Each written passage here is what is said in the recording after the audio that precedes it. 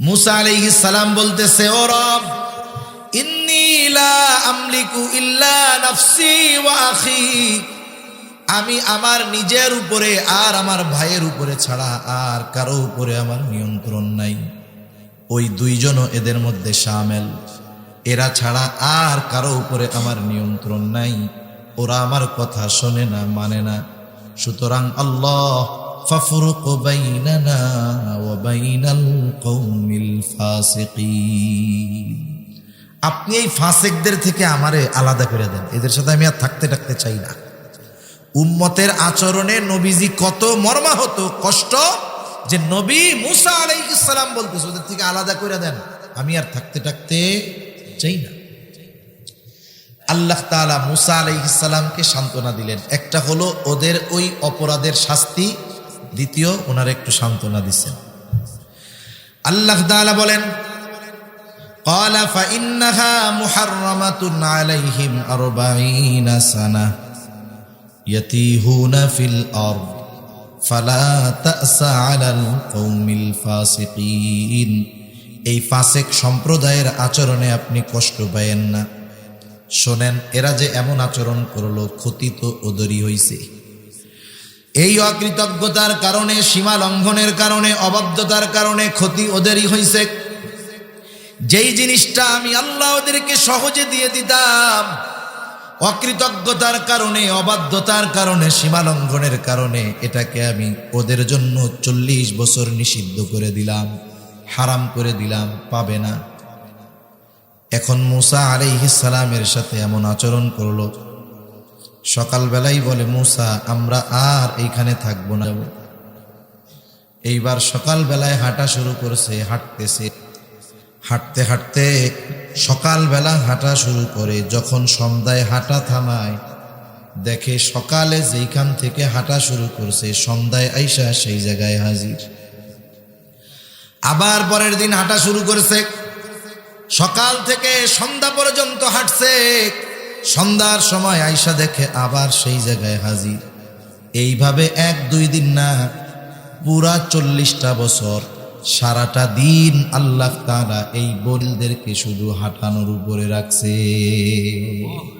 ইউসুফ আলাইহিস সালামের ঘটনা আপনাদের জানা আছে। ইউসুফ আলাইহিস সালাতু ওয়াস সালামকে যখন বাকি 11 ভাই করার নিয়ত করলো, একজনের পরামর্শ অনুযায়ী যখন তাকে কুয়ার মধ্যে ফালায় দেওয়া হলো, বণিক দল পানি তুলতে গিয়া বালতি যখন ফালায়, ইউসুফ আলাইহিস সালাম বালতির সাথে উপরে উঠে আসছে। তাকায় দেখে, আরে সুন্দর, কত সুন্দর চেহারা। নিয়ে গেছে বাজারে বিক্রয় করার জন্য। আপনাদের বাজারে যখন দামি কোনো জিনিস ওঠে, সবাই কিন্তু কিনতে পারে না। 1/2 কেজি ওজনের বোয়াল মাছ সবাই কিনতে পারে। ওই বোয়াল মাছটা যদি 30 কেজি ওজন হয়, মাছ তো বোয়ালি, কিন্তু ওজন বেশি, দামও বেশি, ঠিক না? ইউসুফ আলাইহিস সালামের চেহারা সুন্দর, গোলাম বানায়া বিক্রয় করবে, সকলের কেনার মতো অ্যাবিলিটি নাই। কে কিনছে? খাদ্যমন্ত্রী কিনা নিয়ে গেছে। খাদ্যমন্ত্রীর ঘরে ইউসুফ আলাইহিস সালাম যতই কৈশোরে পদার্পণ করতেছে, যৌবনে পদার্পণ করতেছে, চেহারার সৌন্দর্য আরো বাড়তেছে। কত সুন্দর চেহারা! এই চেহারায় আকৃষ্ট হয়ে গেল খাদ্যমন্ত্রীর স্ত্রী। ইউসুফ আলাইহিস সালাতু ওয়াস সালামকে কুপ্রস্তাব দিল, উনি রাজি হয় নাই। ওই মহিলা চক্রান্ত করে ইউসুফ আলাইহিস সালামকে জেলে পাঠায়া দিছে। কেমন সুন্দর ছিল ইউসুফ আলাইহিস সালামের চেহারা! মানুষেরা, মেয়েরা বলা বলি করতেছে, দেখ এত সম্ভ্রান্ত ব্যক্তির স্ত্রী, সে তার ঘরের কাজের লোক, গোলাম তো ছিল তখন। কয় যে এর প্রেমে আসক্ত হইয়া কি করছে, দেখ লজ্জার ব্যাপার। সবার জবাব তো আর একসাথে দেওয়া সম্ভব না। এখন তো ডিজিটাল জামানা, কেউ আমারে কিছু কইলে ফেসবুকে স্ট্যাটাস দিলে সবাই জবাব পেয়ে গেল। জুলাইখা সব মহিলাদেরকে দাওয়াত দিছে, দাওয়াত দিয়া বলতেছে, সবাই বসো, দস্তরখান রেডি, খাবার রেডি, সবার হাতে এক একটা ফল আর এক একটা ছুরি। বলতেছে, তোমাদেরকে যখন বলবো তখন তোমরা ছুরি দিয়া ফল কাটা শুরু করবা। এইবার সবাই প্রস্তুত। ইউসুফ আলাইহিস সালামকে তাদের সামনে আনা হলো। সবাই ইউসুফ আলাইহিস সালামের দিকে তাকায়া আছে। এইবার জুলাইখা নির্দেশ দিছে, তোমাদের হাতের ছুরি দিয়া ফল কাটতে শুরু করো। মহিলারা সব তন্ময় হয়ে ইউসুফ আলাইহিস সালামের দিকে তাকায়া আছে। ফল কাটার বদলে ছুরি দিয়া কোন সময় হাত কাটতেছে, হাত কেটে রক্তাক্ত করে ফেলতেছে। ওই সৌন্দর্যের দিকে তাকায়া এতটা তন্ময় হয়েছে যে কেউ হাত কাটতেছে কিন্তু টের পাইতেছে না। তারা বলতেছে, আরে এটা তো মানুষ না, মা হাদা বাশারা ইন হাদা ইল্লা মালাকুন কারীম। আরে এটা তো ফেরেশতা, এটা কি মানুষ হইতে পারে? কেমন সুন্দর ছিল ইউসুফ আলাইহিস সালাম। যাই হোক, এক সময় জেলখানায় দিছে। বাদশাহ স্বপ্নে দেখছে, সেই স্বপ্নের ব্যাখ্যা করছে। ওই ব্যাখ্যা কইরাই এক সময় মিশরের সর্বোচ্চ সুপ্রিম পাওয়ারের অধিকারী ইউসুফ আলাইহিস সালাম হয়ে গেছে। যেই সময় ইউসুফ আলাইহিস সালাম চালনা করতেছেন, ওই সময় আশেপাশের সব দেশে দুর্ভিক্ষ, সব জায়গায় দুর্ভিক্ষ। প্রথম 7 বছর যেই ফসল উৎপাদন ভালো হয়েছে, স্বপ্নের ব্যাখ্যা। বাদশাহ এই কথাটা তার ভালো লাগছে। সে এমনভাবে সম্পদ বা শস্য গুদামজাত করছে যে দুর্ভিক্ষের 7 বছর সে নিজের চাহিদা পূরণ কইরা, নিজের দেশের চাহিদা পূরণ কইরা আশেপাশের দেশের মানুষকেও সে খাদ্য শস্য দান করতে পারছে। যখন আশেপাশের মানুষরা শুনছে যে ওই জায়গায় গেলে তো শস্য পাওয়া যাবে, সবাই লাইনে লাইনে আসছে। এক একজন এক এক বস্তা পাবে। ইয়াকুব আলাইহিস সালামের ছেলে আরো 11 জন আছে, এই জন তো বাদশাহ জানে না। ইয়াকুব আলাইহিস সালামের ছেলেরা বলতেছে, আব্বা আমরা যাই, 10 ভাই আসছে, 10 বস্তা নিয়ে গেছে। উনি তো চিনা ফেলছে এরা আমার ভাই। যাই হোক, লম্বা ইতিহাস। এক সময় জানছে, ওনাদেরকে মাফ করে দিছে, দীর্ঘকাল ওনারা সরে থাকছে। এখন অবস্থা পরিবর্তন। ওই সময় গোটা দুনিয়ার মধ্যে সবচাইতে উর্বর এবং সবচাইতে আধুনিক শহর ছিল। ওই দিক দিয়া ফেরাউনের জুলুম। আল্লাহ তাআলা চাইল যে আপনি এদেরকে নিয়ে ওই দিক চলে যান। মুসা আলাইহিস সালাম আল্লাহর নির্দেশে রওনা দিয়ে দিলেন। সাগর পাড়ি দিয়ে এই পাড়ে চলে আসছে। আমি আর ওই ঘটনার দিকে যাব না, জানা আছে সবার। যখন এই পাড়ে আসছে, আল্লাহ তাআলা চাইলেন ওই মালিকানা আল্লাহ পুনরায় বনি হাতে তুলে দিবে। কিন্তু দামি জিনিস সহজে পাইলে মানুষ কদর করে না। দেখবেন বাবা বিদেশে থাকে, কত কষ্ট করে। বাবা রক্তকে পানি বানায়া সম্পদ উপার্জন করে। একটা রিয়াল, একটা ডলার ভাঙার সময় 10 বার চিন্তা করে। ওই বাবা যখন তার কষ্টার্জিত সম্পদ বাড়িতে পাঠায়া দেয়, তার পোলা বাবার ওই কষ্টার্জিত সম্পদের মূল্যায়ন করতে পারে না, বরং বন্ধুদেরকে নিয়ে আড্ডা মাড্ডা দিয়া প্রতিদিন হাজার হাজার টাকা নষ্ট করে। আছে না নাই? দামি জিনিস সহজে পাইলে মানুষ কদর করে না। আল্লাহ তাআলাও চাইলেন এমন দামি জিনিসের মালিক আমি আল্লাহ তাদের বানাবো, যদি বিনা পরিশ্রমে অর্জন করে মূল্যায়ন করবে না। আল্লাহ তাআলা মুসা আলাইহিস সালামকে বললেন, পয়গম্বর আমি ওদেরকে কর্তৃত্ব দিব, কোনো সন্দেহ নাই। মুসা আলাইহিস সালাতু ওয়াস সালাম তাদেরকে জানাইলেন করতে হবে। সাথে সাথে 12টা গোত্র ছিল। 12 গোত্র থেকে 12 জন প্রতিনিধিকে পাঠায় দিলেন, যাও খবর নিয়ে আসো।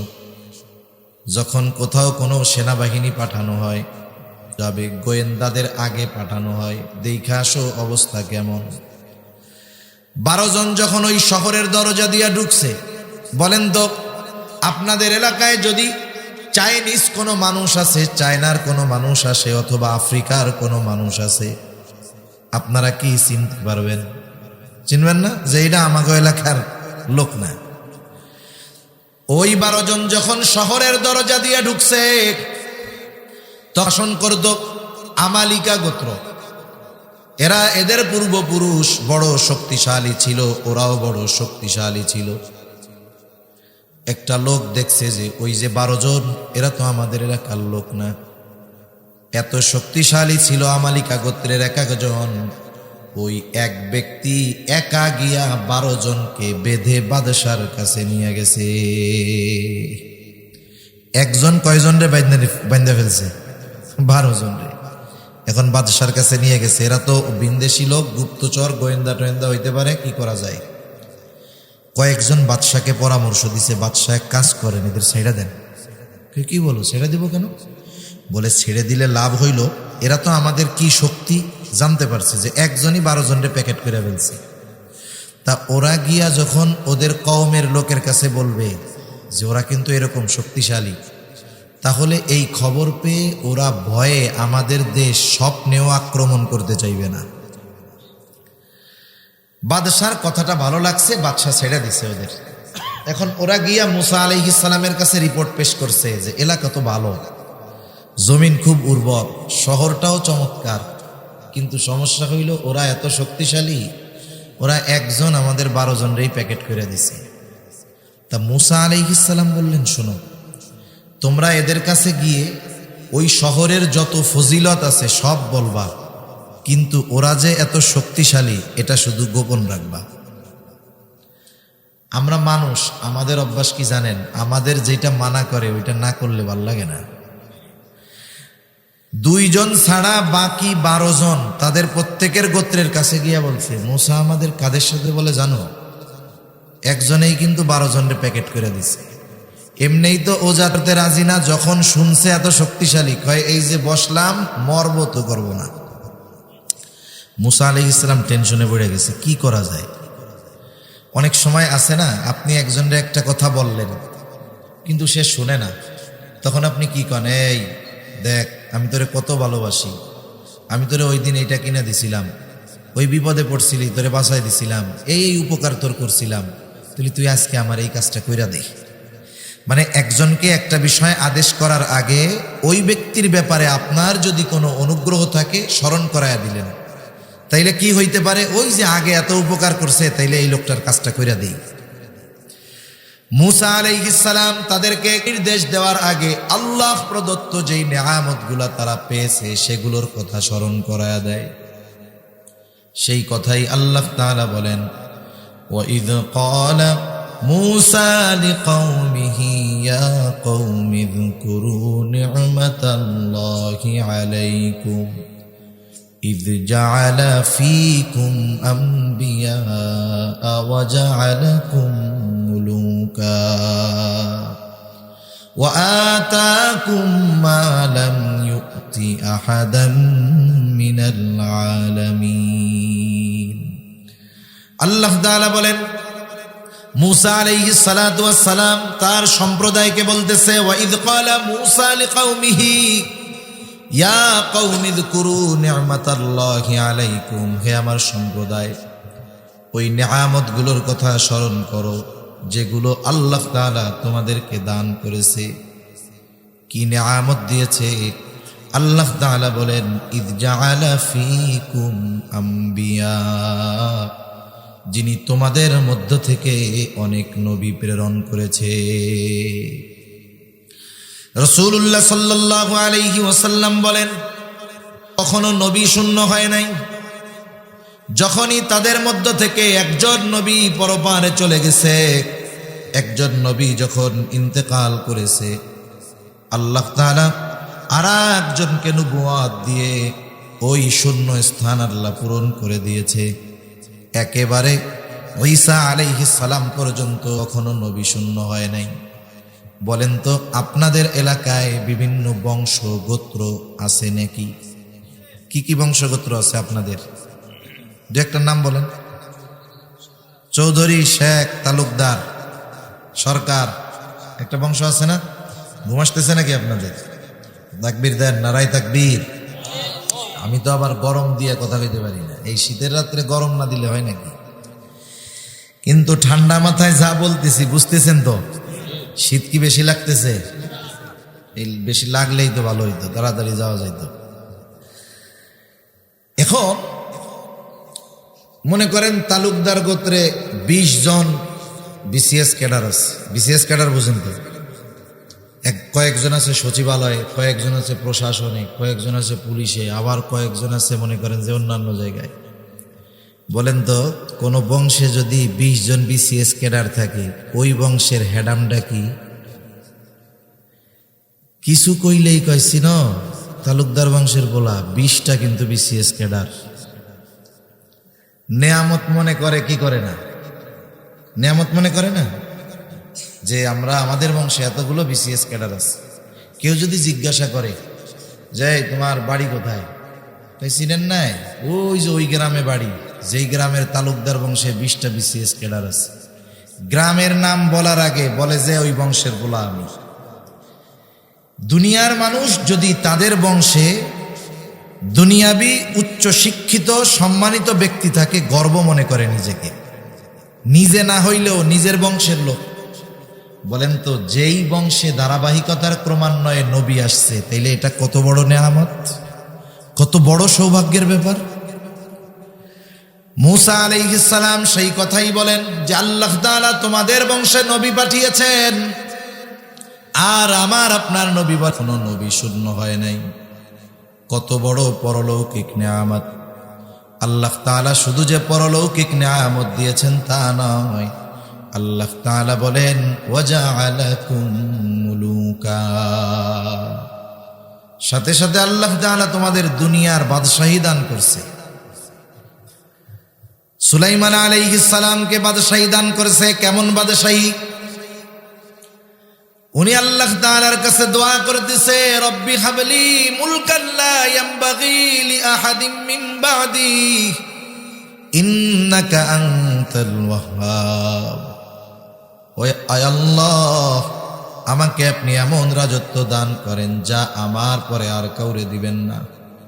যদিও সুলাইমান আলাইহিস সালাম মূসা আলাইহিস সালামের অনেক পরে, আমি ওই দিকে যাব না। দুনিয়াবি বাদশাহীও দান করছে। একটু খেয়াল দিয়ে কথাটা বুঝেন, একটা গোত্রের সবাই কিন্তু বাদশাহ হয় না। একটা গোত্রের সবাই বাদশাহ হয়, কিন্তু যদি কোনো গোত্র থেকে একজন বাদশাহ হয়, তাহলে তার ওই বাদশাহীকে তার গোত্রের সাথে জুড়ায় দেওয়া হয়। যেমন দেখবেন, এই দুনিয়ায় অনেক গোত্র শাসন করেছে। উমাইয়ারা শাসন করেছে, উমাইয়া গোত্র। উমাইয়া গোত্রের সব মানুষ কিন্তু বাদশাহ ছিল না, কিন্তু বাদশাহ উমাইয়া গোত্রের হওয়ার কারণে বলা হয় যে উমাইয়া শাসক। আব্বাসী গোত্রের অনেকে সবাই কিন্তু বাদশাহ হয় নাই, খলিফা হয় নাই, কিন্তু খলিফা আব্বাসীয়দের মধ্যে হওয়ার কারণে বলা হয় আব্বাসীয় খলিফা। এটাও কিন্তু একটা সম্মানের বিষয়। আল্লাহ তাআলা এই দুনিয়াবি নেয়ামত তাদেরকে দান করেছে। সাথে সাথে মূসা আলাইহিস সালাম স্মরণ করায়া দিয়া বলেন, ওয়া আতাকুম মা লাম ইউতি আহাদাম মিনাল আলামিন। সাথে সাথে এমন কিছু নেয়ামত আল্লাহ তোমাদের দিছে যা বিশ্ববাসী আর কাউকে দেন নাই। মূসা আলাইহিস সালাম যখন বলতেছে এই কথাটা, ওই পর্যন্ত মানে ওর আগ পর্যন্ত দেয় নাই, দেয়ও তো নাই। কেমনে সমুদ্রের মধ্যে দিয়ে রাস্তা বানায়া ওদেরকে চলাচলের ব্যবস্থা করে দিছে। ওরা চিন্তা করেছে ঘরবাড়ি নাই, থাকমু কেমনে, আকাশের মেঘকে ওদের জন্য ছাদ বানায়া দিছে। এত মানুষ না খাইয়াই তো মরবো মনে হয়। আল্লাহ বলেন না খাইয়া মরবি কেন, মারতে চাইলে তো ফেরাউনের হাতে মাইরা তোদের বানায় দিতাম, মর্যাদা বেশি হইত। যেহেতু ওর হাতে মারি নাই, সাগরের মধ্য দিয়ে রাস্তা বানায় আনছি, না খাওয়াইয়া আমি আল্লাহ মারবো না। আসমানি খাবারের ব্যবস্থা আল্লাহ করে দিছে, সুবহানাল্লাহ বলেন। এইরকম দামি দামি নেয়ামতের কথা মূসা আলাইহিস সালাম স্মরণ করায় দিয়া বলতেছে, এখন তো আল্লাহ তো একটু দিছে। কি আদেশ?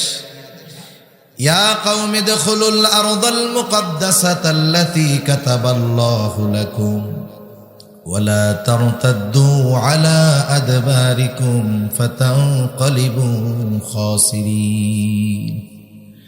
মূসা আলাইহিস সালাম বলতেছে, হে আমার সম্প্রদায়, তোমরা ওই পবিত্র শহরের মধ্যে ঢুকে পড়ো, পবিত্র জমিনের মধ্যে ঢুকে পড়ো। আমার আসলে মনে চাইছিল আর একটা ওয়াজ করি, কিন্তু বিষয় যেহেতু এটা করলাম, যেহেতু রজব মাস আসছে, আবার মসজিদ শব্দটা পোস্টারে বড় করে লেখা আছে, আমার মন চাইছিল আমি মসজিদুল ফজিলত নিয়ে আলোচনা করি, কিন্তু যেহেতু অন্য দিক, ওইটা আর বলার সুযোগ নাই। মূসা আলাইহিস সালাম বলতেছে, ওই পবিত্র জমিনের মধ্যে তোমরা ঢুকে পড়ো। কোন জমিন? বলে আল্লাতী কাতাবাল্লাহু লাকুম, যেই জমিনের মালিকানা আল্লাহ তোমাদের জন্য লিখে রেখেছে। এখন তোমাদের কাম হইল খালি তোমরা ওই জমিনে ঢুকবা, ওরা যত শক্তিশালী হোক কোনো টেনশন নাই। তবে একটা কাজ করবা না, সামনের দিক যাবা তো যাবা, পেছনের দিকে ফিরবা না। ওয়ালা তারতাদ্দু আলা আদবারিকুম ফাতানকালিবু খাসিরিন, যদি পেছনের দিকে ফিরো তোমরা ক্ষতিগ্রস্তদের অন্তর্ভুক্ত হয়ে যাইবা। কত দরদ নিয়ে আগাম জয়ের সুসংবাদ দিয়ে মূসা আলাইহিস সালাম তাদেরকে ওই জমিনে প্রবেশ করার জন্য অনুরোধ করলেন, আদেশ করলেন। কিন্তু ওই যে আগে 10 জন আইসা কি কইছিল রে, খবরদার, একজন কিন্তু 12 জনের প্যাকেট করে ফেলছে। এরা কতটা অবাধ্য! আল্লাহ তাআলা, আল্লাহর রাসূল, আল্লাহ নির্দেশ দিছে, সেইটা না মেনে ওই 10 জনের কথা মনে রাইখা জবাব দিচ্ছে মূসা আলাইহিস সালামের কথার। কি বলতেছে? এইবার ওরা বলে, ক্বালু ইয়া মূসা ইন্না ফিহা কওমান জাব্বারিন। মূসা, ওইখানে এক শক্তিশালী সম্প্রদায় আছে যাদের একজনই 12 জনকে সাইজ করে ফেলে। ইন্না লান নাদখুলাহা হাত্তা ইয়াখরুজু মিনহা ফাইন ইয়াখরুজু মিনহা ফাইন্না দাখিলুন। ও মূসা, আপনি আমাদেরকে যত কিছুই বোঝান না কেন, কাজ হবে না। আমরা ততক্ষণ পর্যন্ত ওই জায়গায় প্রবেশ করব না। ওয়া ইন্না লান নাদখুলাহা হাত্তা ইয়াখরুজু মিনহা, যতক্ষণ না ওই জাতি ওইখান থেকে বাহির না হয়।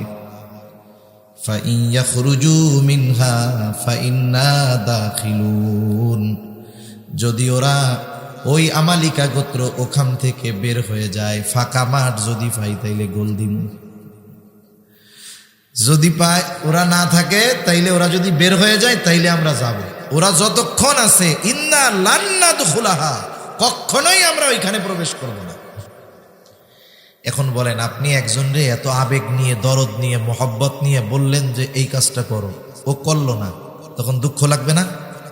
মূসা আলাইহিস সালাম চিন্তা করতেছে, আরে আগাম জয়ের সুসংবাদ দিলাম, আল্লাহর এত নেয়ামতের কথা স্মরণ করাই দিলাম, এরপরেও এদের কেমন আচরণ। অনেক সময় দেখবেন বাবা ছেলেরে বুঝাইতেছে, কিন্তু ছেলে বুঝে না, রাগের ঠেলায় বাপ কি কয়, ধর তোর যা মন চাইতে কর তো যা। এখন বাপ চলে গেছে অন্যদিকে, এবার চাচা আইসা বলে, এই তোর বাপ না এরকম আচরণ করে। এখন মূসা আলাইহিস সালাম বুঝানো শেষ, কাম হয় নাই। ওই যে পাঠাইছিল 12 জন, কয়জন? 12 জনের মধ্যে 2 জন ছাড়া বাকি 10 জন তো ফাঁস করে দিছে। ওই 2 জন হলো, একজন হলো ইউশা ইবনে নুন, আর একজন হলো কালেব ইবনে ইউফানা। এই 2 আল্লাহর বান্দা, এরা একনিষ্ঠ আল্লাহর বান্দা ছিলেন। পরবর্তীতে ইউশা আলাইহিস সালামকে আল্লাহ নবুয়ত দান করছে। এইবার ওই 2 ব্যক্তি সবাইকে বুঝাইতেছে, قال رجلان من الذين يخافون أنعم الله عليهم ادخلوا عليهم الباب فإذا دخلتموه فإنكم غالبون। যাদের উপরে আল্লাহ তাআলার বিশেষ অনুগ্রহ ছিল, ওই 2 আল্লাহর বান্দা তাদেরকে বলতেছে, তোমরা শহরের নিকট দরজা দিয়ে শহরে প্রবেশ করো, কোনো টেনশন কইরো না।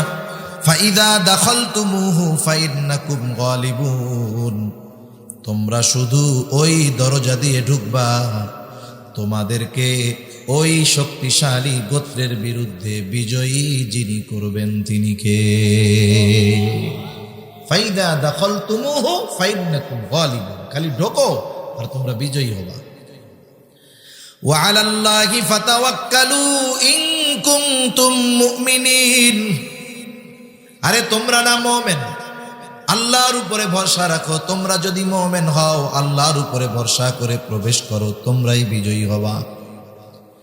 মানুষের অবস্থা হলো এইরকম। মনে করেন ছোট বাচ্চা খাবার টাবার খায় না, মা বারবার বুঝায় যে আব্বা খাও, আব্বু খাও, ছেলে বলে না আমি খাবো না। বাচ্চাদের নিয়ম হইল ওই টাইমে যদি আরো তেল মারেন ও আরো বেকা হবে বেশি। এখন বাপ যায়া বলে আব্বা খাও।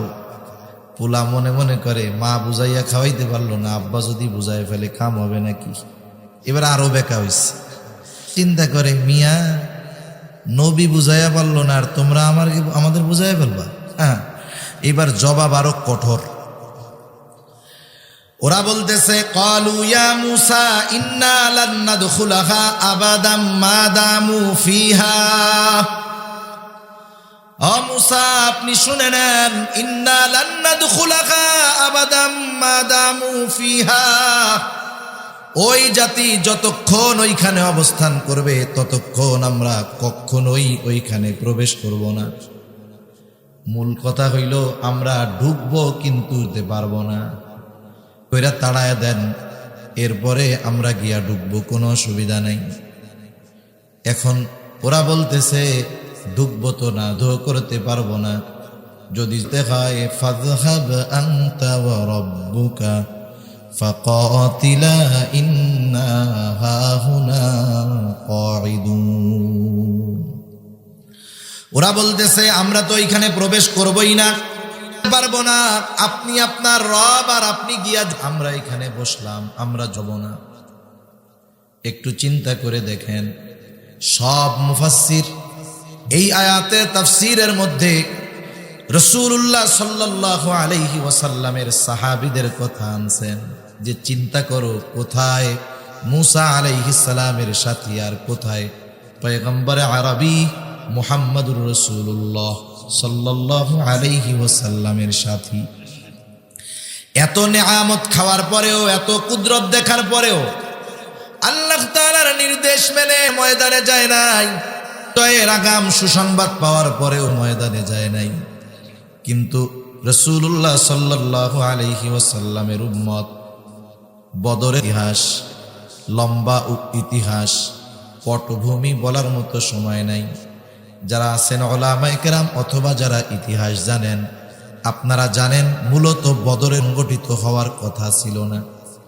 নবীজি মূলত জন্য সৈন্যবাহিনী পাঠায় নাই, পাঠাইছিল ছোট্ট একটা দল আবু সুফিয়ানের বাণিজ্য কাফেলাকে আটক করার জন্য, বাধা দেওয়ার জন্য, আক্রমণ করার জন্য। আবু সুফিয়ান যখন বুঝতে পারছে বিপদ, মক্কায় খবর পাঠায়া দিছে যে কোনো মুহূর্তে আমাদের বাণিজ্য কাফেলা আক্রান্ত হইতে পারে, সাহায্যের জন্য লোক পাঠাও। আবু জেহেল 1000 সৈন্যবাহিনী সশস্ত্র অবস্থায় নিয়ে হাজির রওনা দিছে। এদিক দিয়ে আবু সুফিয়ান নিরাপদ জায়গায় পৌঁছায় গেছে। আবু জেহেলের কাছে খবর পাঠায়া দিছে যে তোমরাও মক্কার অভিমুখে রওনা হয়ে যাও, আমরা নিরাপদ জায়গায় চলে আসছি, আর বিপদের আশঙ্কা নাই। কিন্তু আবু জেহেল ও চিন্তা করেছে এটাই তো সুযোগ, মুসলমানেরা সংখ্যায় কম আছে, অস্ত্র শস্ত্র তেমন নাই, আমি তো পূর্ণ প্রস্তুতি নিয়ে আসছি, এখন যদি ওদের সাথে লড়াই করতে পারি, ওদের লোকবল নাই, অস্ত্রের বলও নাই, হয়তো আমি ইসলামকে, মুসলমানকে চিরতরে নিশ্চিহ্ন করে দিতে পারবো। এই আশায় পায়ে পাড়া দিয়ে অবস্থা এইরকম। নবীজি চিন্তায় পড়ে গেছে। একে তো গরমের সময়, দ্বিতীয়ত আবার রোজা, ওই বছরই রোজা প্রথম ফরজ হয়েছে। আরবের কি গরম, রোজা রেখে ওই গরমের মধ্যে আর কোনো উপায় নাই। নবীজি সাহাবায়ে কেরামদের নিয়ে পরামর্শ করতেছেন। মুহাজিরদের কাছে সর্বপ্রথম পরামর্শ চাইলেন কি করা যায়। মুহাজির যারা মক্কা থেকে মদিনায় হিজরত করছে, তারা বলতেছে ইয়া রাসূলুল্লাহ, আমরা তো ঈমান এনেছি, দ্বীনের জন্য সব ছাড়ছি, আমরা যে প্রস্তুত, কিন্তু সংখ্যায় বেশি আনসারেরা, তাদের সহযোগিতা দরকার। নবীজি চিন্তা করতেছিলেন, না জানি আনসারেরা বলে বসে ইয়া রাসূলুল্লাহ, আপনারা আসলেন মদিনা মক্কা থেকে, থাকার জায়গা দিলাম, সব দিলাম, এখন কি আবার জীবনও দিতে বলেন নাকি? নবীজি আনসারদের পরামর্শ চাইলেন কি করা যায়, কি করব না। আনসারদের মধ্য থেকে সাদ বিন মুআজ রাদিয়াল্লাহু তাআলা আনহু দাঁড়ায় গেল। সাদ বিন মুআজ রাদিয়াল্লাহু তাআলা আনহু বলে ইয়া রাসূলুল্লাহ, আপনি আমাদের কাছে জানতে চান আমরা কি বলবো, আমাদের মত কি? আবু জেহেলের কাছে খবর পাঠায় দিছে যে তোমরাও মক্কার অভিমুখে রওনা হয়ে যাও, আমরা নিরাপদ জায়গায় চলে আসছি, আর বিপদের আশঙ্কা নাই। কিন্তু আবু জেহেল ও চিন্তা করেছে এটাই তো সুযোগ, মুসলমানেরা সংখ্যায় কম আছে, অস্ত্র শস্ত্র তেমন নাই, আমি তো পূর্ণ প্রস্তুতি নিয়ে আসছি, এখন যদি ওদের সাথে লড়াই করতে পারি, ওদের লোকবল নাই, অস্ত্রের বলও নাই, হয়তো আমি ইসলামকে মুসলমানকে চিরতরে নিশ্চিহ্ন করে দিতে পারবো। এই আশায় পায়ে পাড়া দিয়ে অবস্থা এইরকম, নবীজি চিন্তায় পড়ে গেছে। একে তো গরমের সময়, দ্বিতীয়ত আবার রোজা, ওই বছরই রোজা প্রথম ফরজ হয়েছে। আরবের কি গরম, রোজা রেখে ওই গরমের মধ্যে নবীজি সাহাবায়ে কেরামদের নিয়ে পরামর্শ করতেছেন। মুহাজিরদের কাছে সর্বপ্রথম পরামর্শ চাইলেন কি করা যায়। মুহাজির যারা মক্কা থেকে মদিনায় হিজরত করছে তারা বলতেছে, ইয়া রাসূলুল্লাহ, আমরা তো ঈমান এনেছি, দ্বীনের জন্য সব ছাড়ছি, আমরা তো প্রস্তুত, কিন্তু সংখ্যায় বেশি আনসারেরা, তাদের সহযোগিতা দরকার। নবীজি চিন্তা করতেছিলেন, না জানি আনসারেরা বলে বসে, ইয়া রাসূলুল্লাহ, আপনারা আসলেন মদিনা মক্কা থেকে, থাকার জায়গা দিলাম, সব দিলাম, এখন কি আবার জীবনও দিতে বলেন নাকি? নবীজি আনসারদের পরামর্শ চাইলেন কি করা যায়, কি করব না। আনসারদের মধ্য থেকে সাদ বিন মুআজ রাদিয়াল্লাহু তাআলা আনহু দাঁড়ায় গেল। সাদ বিন মুআজ রাদিয়াল্লাহু তাআলা আনহু বলে, ইয়া রাসূলুল্লাহ, আপনি আমাদের কাছে জানতে চান আমরা কি বলবো, আমাদের মত কি? বলেন, আপনি যদি আমাদেরকে সমুদ্রের তীরে দাঁড় করায়া দেন, আর যদি শুধু নির্দেশ দেন তোমরা সবাই সমুদ্রের মধ্যে ঝাঁপায়া পড়ো, ইয়া রাসূলুল্লাহ, আপনি নির্দেশ দেওয়ার পরে আমাদের দিকে তাকায়া দেখবেন, আপনার এই নির্দেশ আমরা এমনভাবে পালন করব, আপনি তাকায়া দেখবেন আপনার নির্দেশের পরে একটা মানুষও সাগরের তীরে দাঁড়ায় নাই, আপনি নির্দেশ দেওয়ার সাথে সাথে সকলে সমুদ্রের মধ্যে ঝাঁপায়া পড়বে। আপনি আমাদের মত চাইতেছেন, আমরা তো আপনার কথা মানার জন্য এরকম তৈরি। আরেকজন বলে, ইয়া রাসূলুল্লাহ, আমরা আপনার সামনে পেছনে ডানে বামে চতুর্দিকে অবস্থান নিয়ে, ইয়া রাসূলুল্লাহ, আপনি তাকায়া দেখবেন, আমাদের সন্তুষ্ট হয়ে যাবেন। সংখ্যা হইল ৩১৩ জন, তলোয়ার আছে ১০০টা, ঘোড়াও নাই, কিচ্ছু নাই, প্রচন্ড গরমের মধ্যে রোজা রেখে ৩১৩ জন তৎকালীন দুনিয়ার সর্বাধুনিক সমরাস্ত্রে সুসজ্জিত ১০০০ বিরুদ্ধে লড়াই করার জন্য রওনা হয়ে গেছে। সংখ্যায় হলো ৩ ভাগের ১ ভাগ, অস্ত্র আছে ১০ ভাগের ১ ভাগ, কিচ্ছু নাই। কিন্তু এদের ইমানি পাওয়ার এমন ছিল, ওই ৩১৩ জনের ইমানি পাওয়ার এমন ছিল, ওই সময় যদি গোটা দুনিয়ার সব শক্তি তাদের বিরুদ্ধে লড়াইয়ে নামতো, ওই ৩১৩ জনের ইমানি শক্তির সামনে তারা তছনছ হয়ে যাইত। মুফাসসিরিনে কেরাম বিষয়টা আনছেন এই জন্য যে নবীজির আদেশ পালনার্থে সাহাবায়ে কেরাম কেমন ছিলেন। এই জন্যই তো আল্লাহ সুবহানাহু ওয়া তাআলা পবিত্র কোরআনুল কারীমের মধ্যে সাহাবায়ে কেরামের প্রশংসা বর্ণনা করছে।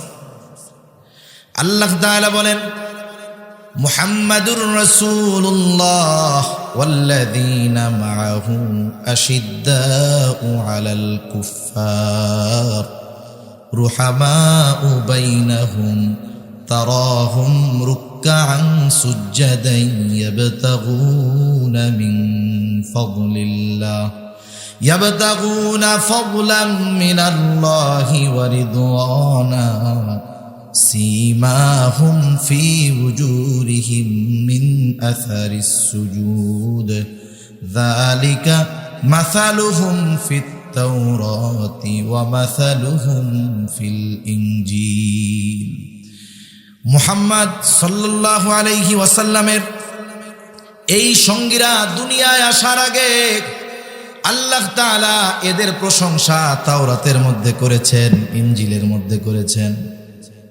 আর আমরা যখন খুলি শুধু বদনাম, ঠিক না? আর আল্লাহ তাআলা এই সাহাবায়ে কেরাম এরা দুনিয়ায় আসার হাজার হাজার বছর আগে মুসা আলাইহিস সালামের উপর নাজিল হয়েছে তাওরাত, ঈসা আলাইহিস সালামের উপরে নাজিল হয়েছে ইনজিল। ওই তাওরাত ইনজিলের মধ্যে এই আবু বকর, ওমর, উসমান, আলী রাদিয়াল্লাহু তাআলা আনহুম সহ যত সাহাবায়ে কেরাম আছে সবার প্রশংসা আল্লাহ তাআলা করছে, সুবহানাল্লাহ। এজন্য পবিত্র কোরআনুল কারীমের ছোট্ট একটা সূরা, সূরা কাউসার, আল্লাহ তাআলা বলেন ইন্না আ'তাইনাকাল কাউসার, আমি আপনাকে কাউসার দান করেছি। তা কাউসারের তাফসীর আপনারা শুনছেন। কাউসার অর্থ যে শুধু যে হাউজে কাউসার তা না। কাউসারের মূল ব্যাখ্যা মুফাসসিরিনে কেরাম বলেন কাউসার মানে হলো আমি আপনারে অতি বেশি বেশি দিছি। কাউসারের ব্যাখ্যায় মুফাসসিরিনে কেরাম বলেন নবীজির সাথী, সাহাবী, সঙ্গী এরাও কাউসার। কারণ এমন একদল সঙ্গী নবীজিকে আল্লাহ তাআলা দিয়েছে যা গোটা দুনিয়ার কোন পয়গম্বর এমন কোন সঙ্গী সাথী পায় নাই, সুবহানাল্লাহ। আল্লাহ তাআলা স্বয়ং প্রশংসা করেছেন তাদের উপরে যে আল্লাহ সন্তুষ্ট, এটা আমাদের না জানাইলেও হইতো, কিন্তু আল্লাহ তাআলা জানাইছেন রাদিয়াল্লাহু আনহুম ওয়া রাদু আন। দেখেন তাদের উপরে যে আল্লাহ সন্তুষ্ট এ কথাটা জানানোর জন্য আগে আল্লাহ বলতেছেন যে আমি আল্লাহ ওদের উপরে আগে সন্তুষ্ট, ওরাও আমার উপরে সন্তুষ্ট। আল্লাহ যে সন্তুষ্ট এই কথা আগে আল্লাহ বলতেছে, এইটা বলতেছে না যে ওরা আমার উপরে রাজি খুশি এই জন্য আমিও ওদের উপরে রাজি খুশি, বরং আল্লাহ বলতেছেন যে আমি ওদের উপরে রাজি খুশি, এটা আগে বলছেন আল্লাহ। তা যাই হোক, ওই দিক গেলে আর এক আলোচনার মধ্যে চলে যাবে। মুসা আলাইহিস সালামের সাথীরা বলতেছে ফাযহাব আনতা ওয়া রাব্বুকা ফাকাতিলা ইন্না হাহুনা কাঈদুন। মুসা আপনি আর আপনার রব গিয়ে আমরা এখানে বসলাম, নড়তে চড়তে পারবো না। বলেন তো এই কথা শোনার পরে মুসা আলাইহিস সালামের কষ্ট লাগবে কি লাগবে না? এত কষ্ট লাগছে মুসা আলাইহিস সালাম আল্লাহর কাছে দোয়া করে বলে ক্বালা রাব্বি ইন্নী লা আমলিকু ইল্লা নাফসি ওয়া আখি ফাফরুক বাইনানা ওয়া বাইনাল কওমিল ফাসিকিন। মুসা আলাইহিস সালাম বলতেছে ও রব ইন্নী লা আমলিকু ইল্লা নাফসি ওয়া আখি, আমি আমার নিজের উপরে আর আমার ভাইয়ের উপরে ছাড়া আর কারো উপরে আমার নিয়ন্ত্রণ নাই। ওই দুইজনও এদের মধ্যে শামেল, এরা ছাড়া আর কারো উপরে আমার নিয়ন্ত্রণ নাই, ওরা আমার কথা শোনে না, মানে না। সুতরাং আল্লাহ ফাফরুক বাইনানা ওয়া বাইনাল কওমিল ফাসিকিন, আপনি এই ফাসিকদের থেকে আমারে আলাদা করে দেন, এদের সাথে আমি আর থাকতে চাই না। উম্মতের আচরণে নবীজি কত মর্মাহত কষ্ট যে নবী মুসা আলাইহিস সালাম বলতেছে ওদের থেকে আলাদা করে দেন, আমি আর থাকতে চাই না। আল্লাহ তাআলা মুসা আলাইহিস সালামকে সান্ত্বনা দিলেন, একটা হলো ওদের ওই অপরাধের শাস্তি, দ্বিতীয় ওনার একটু সান্ত্বনা দিচ্ছেন। আল্লাহ তাআলা বলেন ক্বালা ফাইন্নাহা মুহাররামাতুন আলাইহিম 40 সানা ইয়াতিহুনা ফিল আরদ ফালা তা'সা আলাল কওমিল ফাসিকিন। এই ফাসিক সম্প্রদায়ের আচরণে আপনি কষ্ট পায়েন না। শোনেন এরা যে এমন আচরণ করলো ক্ষতি তো ওদেরই হইছে। এই অকৃতজ্ঞতার কারণে, সীমা লঙ্ঘনের কারণে, অবাধ্যতার কারণে ক্ষতি ওদেরই হইছে। যেই জিনিসটা আমি আল্লাহ ওদেরকে সহজে দিয়ে দিতাম, অকৃতজ্ঞতার কারণে, অবাধ্যতার কারণে, সীমা লঙ্ঘনের কারণে এটাকে আমি ওদের জন্য 40 বছর নিষিদ্ধ করে দিলাম, হারাম করে দিলাম, পাবে না। এখন মুসা আলাইহিস সালামের সাথে এমন আচরণ করলো, সকালবেলাই বলে মুসা আমরা আর এইখানে থাকবো না। এইবার সকালবেলায় হাঁটা শুরু করেছে, হাঁটতে হাঁটতে সকালবেলা হাঁটা শুরু করে, যখন সন্ধ্যায় হাঁটা থামায় দেখে সকালে যেইখান থেকে হাঁটা শুরু করছে সন্ধ্যায় আইসা সেই জায়গায় হাজির।